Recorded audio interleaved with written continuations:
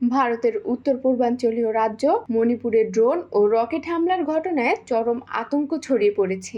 জিরিবাম ও বিষ্ণুপুর জেলায় দফায় দফায় হামলায় অন্তত 6 জন নিহত ও কয়েকজন আহত হয়েছেন।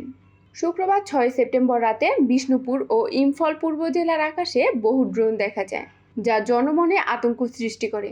পরিস্থিতি এমন দাঁড়ায় যে বাসিন্দারা বাড়ির লাইট বন্ধ করে দেন এবং কেউ বাইরে যেতে সাহস পাননি। বিদ্রোহীরা ইম্ফল পশ্চিম জেলার 2টি স্থানে বোমা ফেলে। এছাড়া বিষ্ণুপুরের বিভিন্ন স্থানে ফাঁকা গুলি ছোড়া হয়। এতে আতঙ্ক আরও বেড়ে যায়। এর আগে বিচ্ছিন্নবাদীরা মণিপুরের প্রথম মুখ্যমন্ত্রীর বাসভবনে রকেট হামলা চালায়। হামলায় 1 জন নিহত এবং 6 জন আহত হন। নিরাপত্তা বাহিনী চূড়াচাঁদপুর জেলায় বিদ্রোহীদের 3টি বাংকার ধ্বংস করে। মণিপুরের চলমান সংঘাতে এটি প্রথমবার ড্রোন ও রকেট হামলা ব্যবহার করা হলো। এর আগে গত 1 সেপ্টেম্বর ড্রোন থেকে বোমা নিক্ষেপের ঘটনা ঘটে।